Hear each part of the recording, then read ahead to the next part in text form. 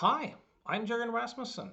I'm absolutely delighted to be doing today's episode, where I'm going to be delving into Steve Andreas' self-concept model.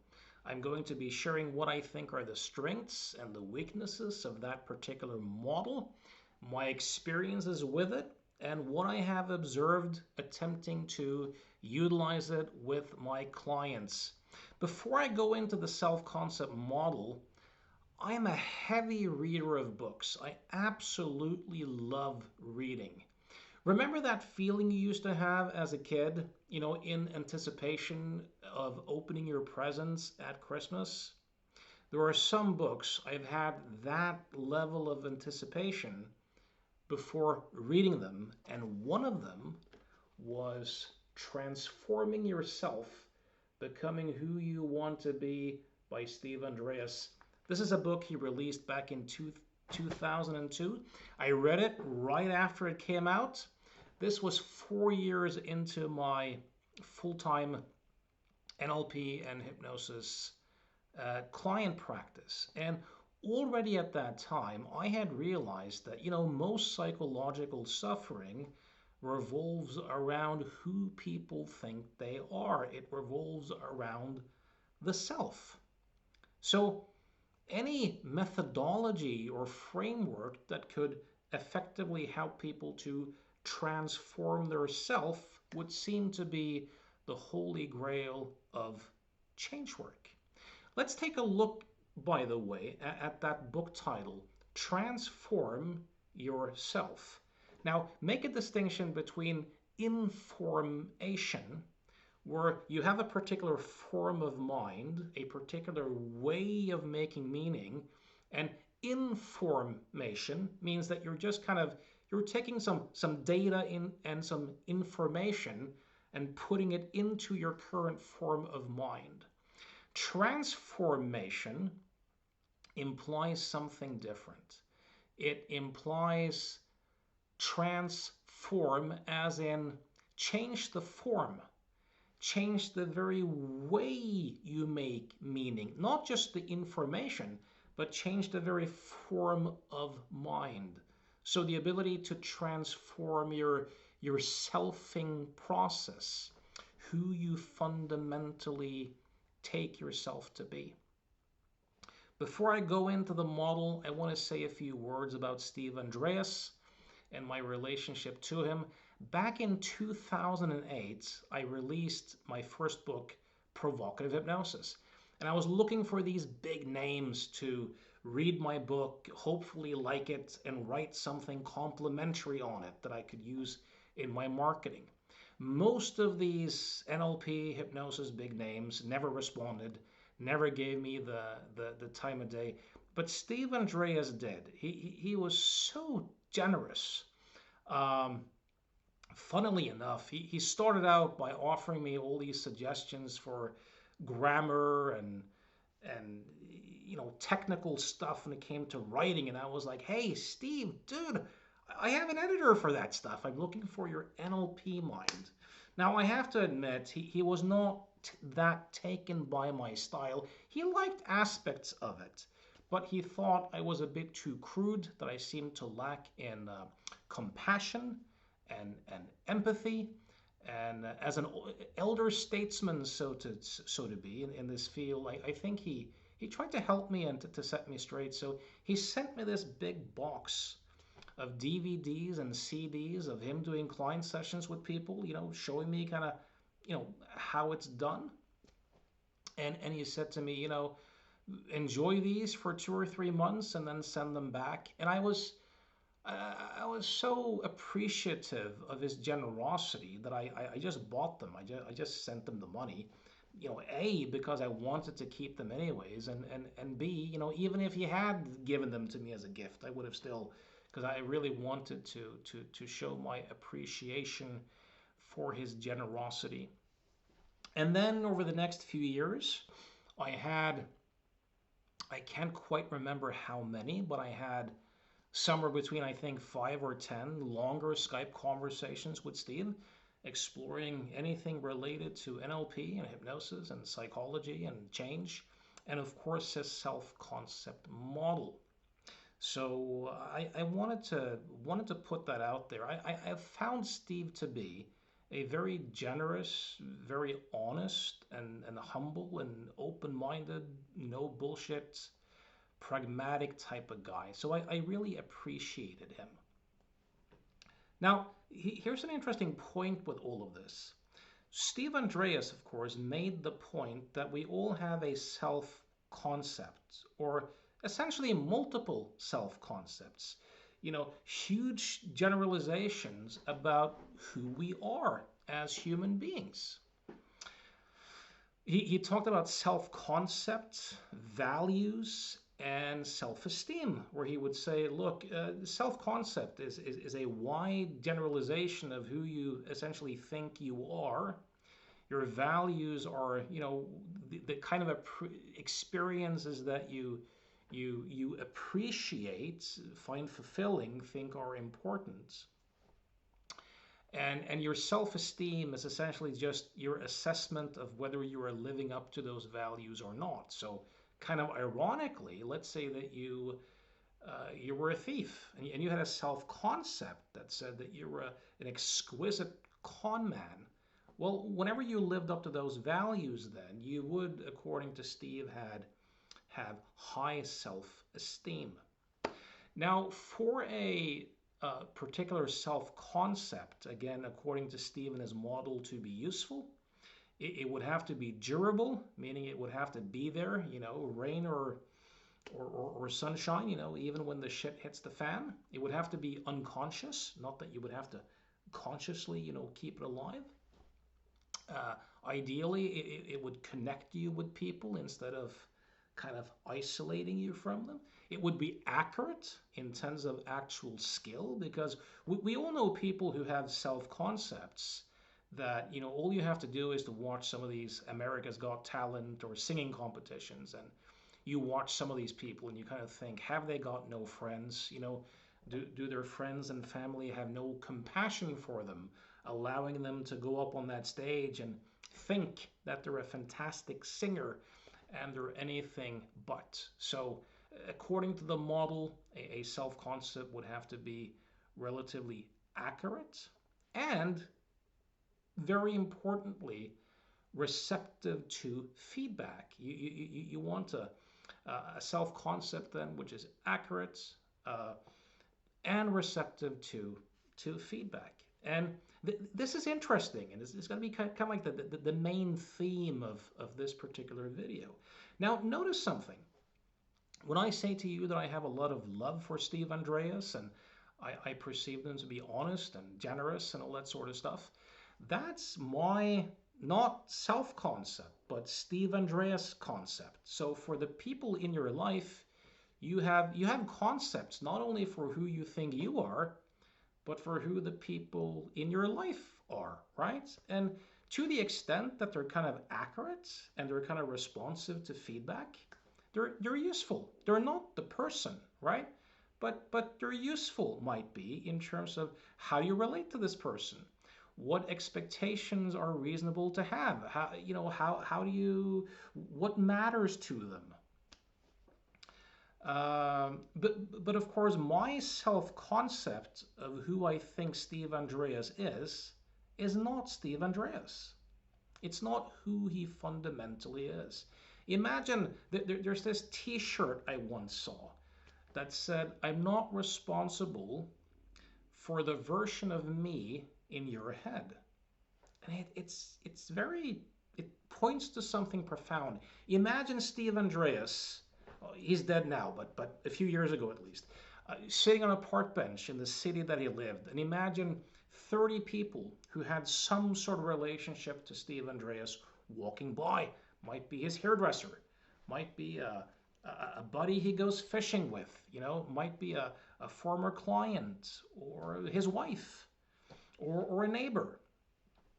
Um, they're all going to have their Steve Andreas concept, some narrative, some story of who he is. And they're going to have different feelings based upon that. And they're all most likely going to think that that's Steve Andreas. But which of these Steve Andreas concepts are Steve Andreas. None of them. Now, even in Steve Andreas's mind, there's going to be concepts of who he is, and he's not any of those either. So here's the kind of interesting thing, right? It's not really about transforming yourself, it's about transforming your selfing, because there really is no self.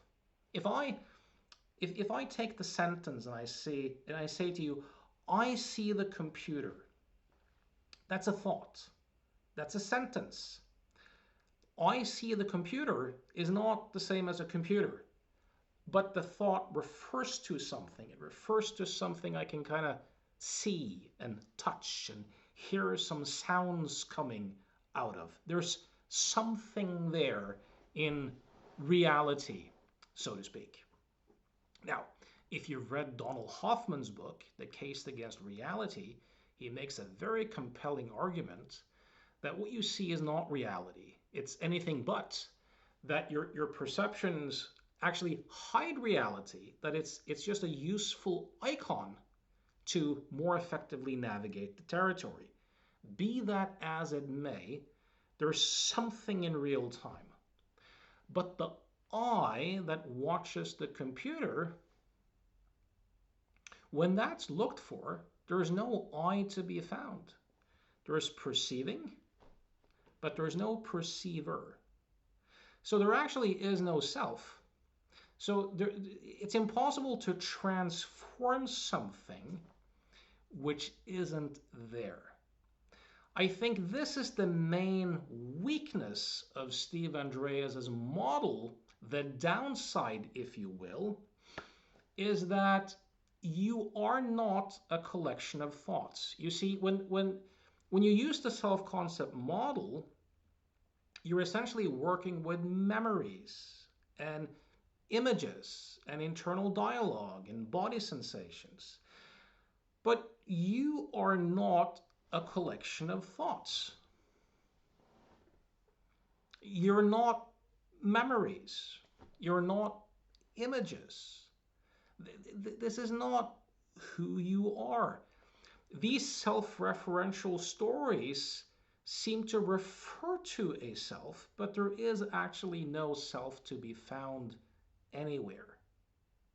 Now, if I really inquire and look for a self in experience, all I really find is consciousness, being conscious of itself in a non-conceptual way. But that's not a thought.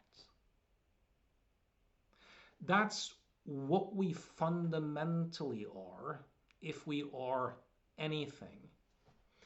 And to the extent that we can discover that, it makes thinking and feeling no longer look like a self. It becomes useful tools, useful maps, but it no longer looks like a self.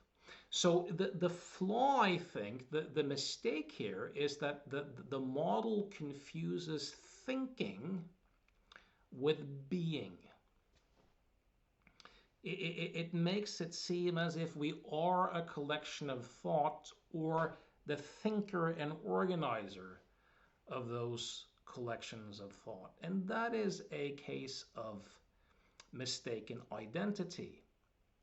And ultimately, it's the identification with thought and thinking that is the root of the majority of our psychological suffering.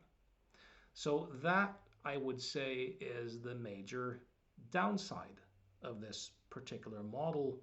It doesn't point beyond thought and thinking and representation.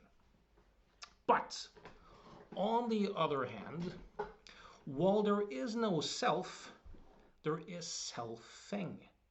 There's a selfing process that continually claims ownership and makes distinctions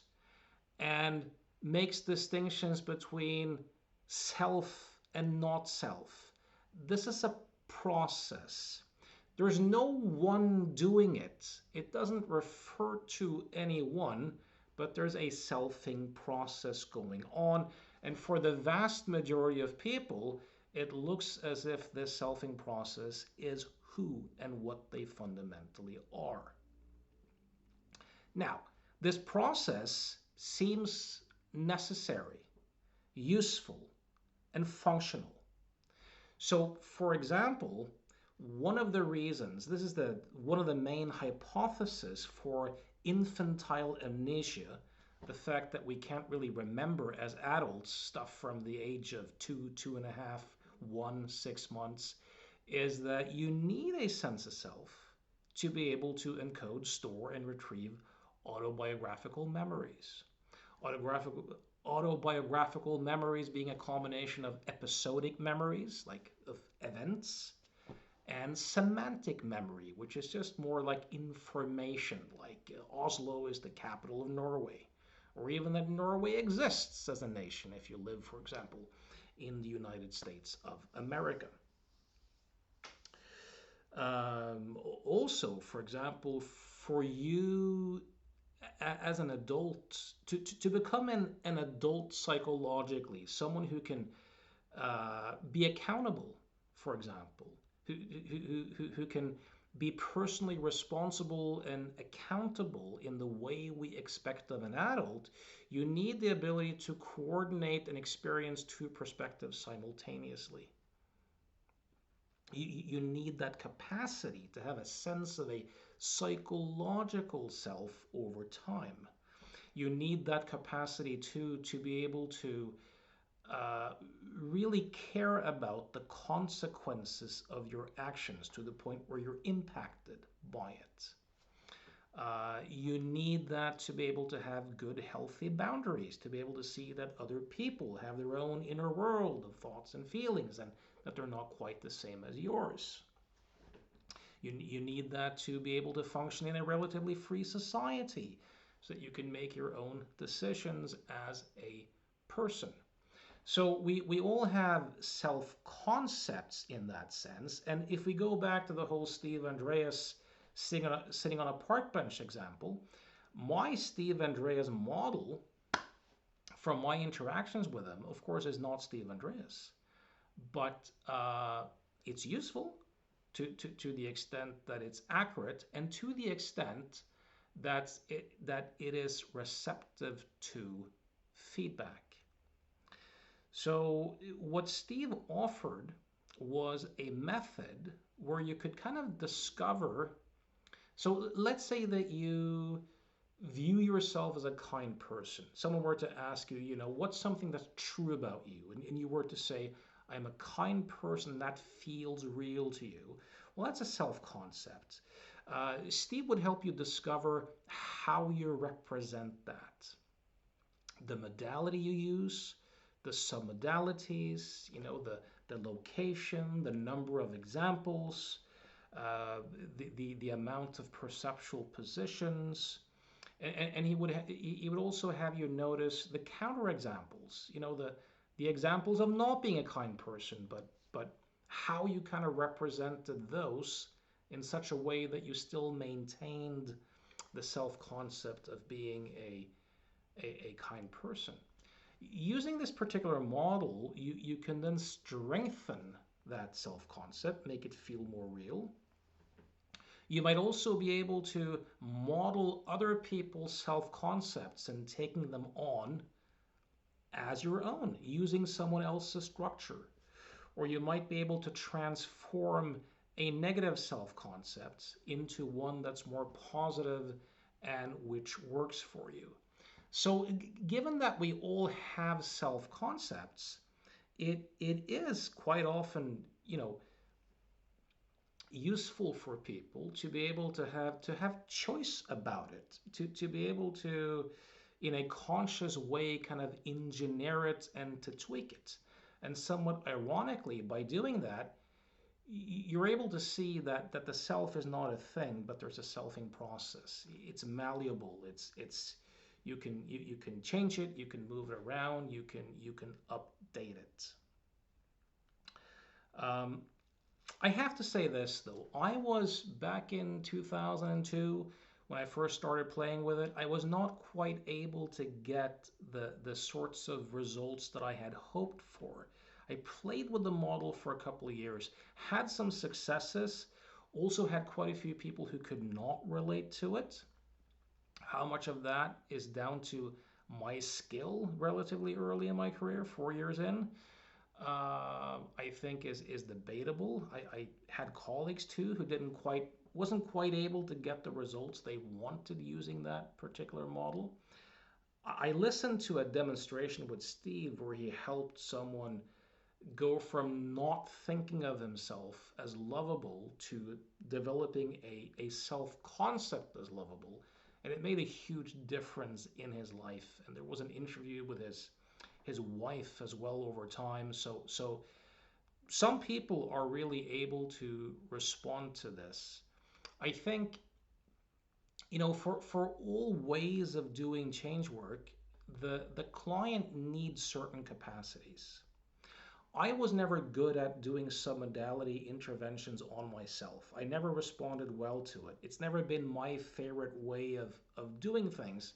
So that might be a part of the mix as well. And in more recent years, seeing the illusory nature of thought and pointing people in that direction has made it so that spending time working with the structure of people's experience does not appeal to me at all anymore. It used to way back, but it no longer does. That doesn't mean that it can't be or isn't useful. But what you kind of need for this is you need good access to your own inner experience. It really helps if you can visualize clearly in conscious awareness. And if you have good VK synesthesias, you can kind of imagine things and have a felt sense, or hear internal dialogue and have a felt sense. It really helps if you have good sensory clarity, ability to kind of make distinctions regarding your own submodalities, and also the ability to kind of move it around and have that feel real. Some people are naturally very good at that. Some people are not at all, and most of us are probably somewhere on that scale. One thing I kind of missed from the book and the cassette tape series that I purchased from Steve too is kind of those troubleshooting tips in terms of what do you do if you don't quite have those qualities. How do you develop them? Um, so that's useful to look at. I should say also, I have a friend by the name of Damon Cart who was mentored by Steve Andreas. He swears by this. He makes his living doing this type of work. And he claims that this self-concept model has had profound shifts in his own life and clients. I have no reason to distrust him on that. He seems very congruent. One thing that's very interesting regarding the self-concept model is that, again, what Steve would claim, and I don't know if this is correct. He claims it to be. He might be right. He may not. But he claims that which makes the self-concept more durable also makes it more receptive to feedback. I'll say that again. What makes the self-concept more durable also makes it more receptive to feedback. God, I hope that's the case. I truly hope that's the case, because if it is, or to the extent that it is, it might help us with what I perceive to be the biggest psychological, or perhaps one of the biggest psychological challenges of our times as a species, and that is confirmation bias. Now, ironically, given that I believe that, I have a tendency to see it all the time, everywhere. How could I not? But here's the thing. Most of us seem to think that we are rational decision makers, that we have experiences, and then we use our reasoning and our logic and our evidence to kind of make decisions. The psychological research points in a very different direction. It points in the direction of our minds being belief engines. We very quickly conclude, we very quickly see a pattern, create some sort of narrative about it, and then we use our, what Daniel Kahneman called System 2, our kind of deliberate, slow, reasoning-based thinking to build a narrative to find support for what we already believe, while perversely enough thinking that we do the opposite. This is true even in courts. Judges, they have a tendency to think, judges, that they make decisions again just based upon logic and evidence, but the psychological science shows very clearly that that's not how it works, right?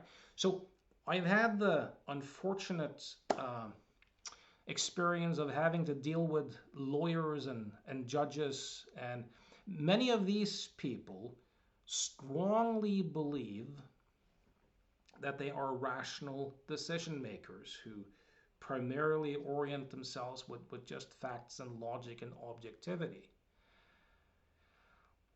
And they seem very blind to the subjective factors behind the alleged objectivity. Or if you look at journalists, I've had the chance to deal with those as well. They often have very strong self-concepts that they are objective and essentially just reporting the news. But I think you can make a way more solid case that for the most part, what they're engaging in is activism and propaganda. The news is mostly about propaganda. I think read up on Noam Chomsky if you want to look into that a little bit. So, I mean, confirmation bias was probably a huge gift back in the day. When we were on the East African savannah, 70,000 years ago, if there was some sort of sound in the grass, maybe there's just the wind, or maybe there's a predator. If you immediately jumped to the conclusion that it was a predator and you took off, well, if it's just the wind, you're fine, unless you're unlucky enough to run into a predator, right? But if it's a predator, at least you have the maximum chance of survival because you responded as quickly as you could. But let's say the opposite, you were of the inclination of going, well, maybe it's the wind, maybe it's a predator, let's kind of assess. Well, if it's the wind, you're fine. If it's a predator, you're guaranteed lunch. So we are the descendants of people where confirmation bias essentially was the engine. But today, in our modern complex world, this seems to have resulted in us being, to a large extent, unable to see stuff which doesn't match our beliefs, while thinking that we're very objective and very fair. And this is a huge challenge. So one of the things that Steve Andreas does then in his self-concept model is that he integrates counterexamples. So for example, with kindness, no matter how kind you are, as long as you're a human being, you're going to have moments where you are not too kind. You might be hurried, you might be distracted, you might say something cruel. He has a way of integrating the counterexamples. What he does is he integrates them so that there are fewer examples of them in the database, and some of them he might have you tape edit so you know what to do differently in the future. And the whole idea here is that by making it more durable in that way, it also becomes more receptive to feedback. If that is true, then perhaps people being trained in this model and mastering it could increase our chances that we became less subject to the processes of confirmation bias. Now, I don't know if that's true, but it would be very, very cool if it was. Something else too, that, if you wanted to become a NLP superstar, or if you wanted to propel NLP back onto the kind of mainstream map, here's what you could do. Consider what we call personality disorders, especially the cluster B personality disorders. You know, the people who are kind of a pain in the ass to others. Narcissistic personality disorder, histrionic personality disorder, borderline personality disorder, and dissocial personality disorder, which kind of is what we call psychopathy.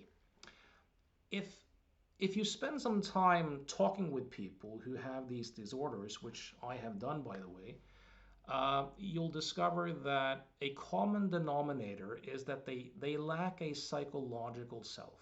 They lack a sense of a strong psychological sense which is continuous over time.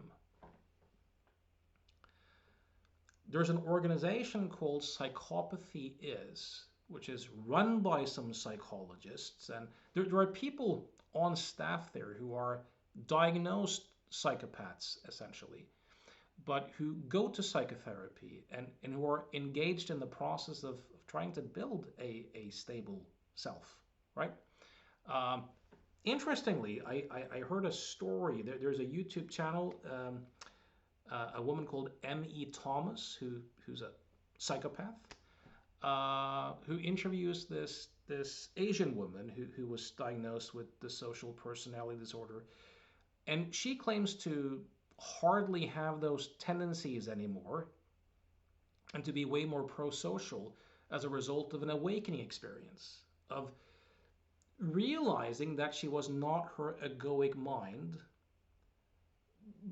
but really having that realization that what she fundamentally is consciousness knowing itself, and that she shares consciousness with everyone and everything, right? That changes her, that changed her whole orientation.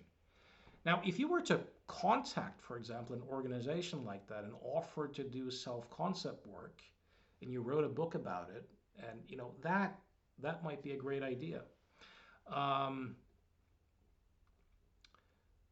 Another aspect where where I see some use for this is in working with people with autoimmune disorders and people with chronic pain.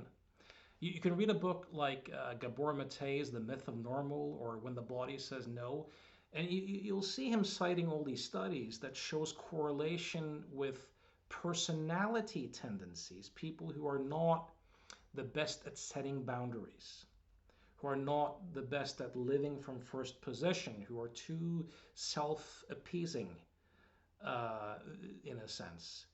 Um, Helping some of those people to discover, to develop a healthy sense of self where they have more functional boundaries between my experience and your experience, so that they no longer held themselves directly responsible for other people's well-being and no longer held other people directly responsible for their own well-being, that could make a huge difference. So I think that's a great avenue to experiment with this. So I guess my jury is kind of out when it comes to this whole self-concept model. Again, the model is about psychological qualities, right? Abilities, capacities, it's behaviors. It's not essentially what you are. You're manipulating the selfing process, but again, there's no self behind it. So, I hope this little review was useful to you. I'm very curious if you decide to work with people with personality disorders or people with autoimmune conditions, or you might do some experiments regarding confirmation bias. I'm particularly interested in that one.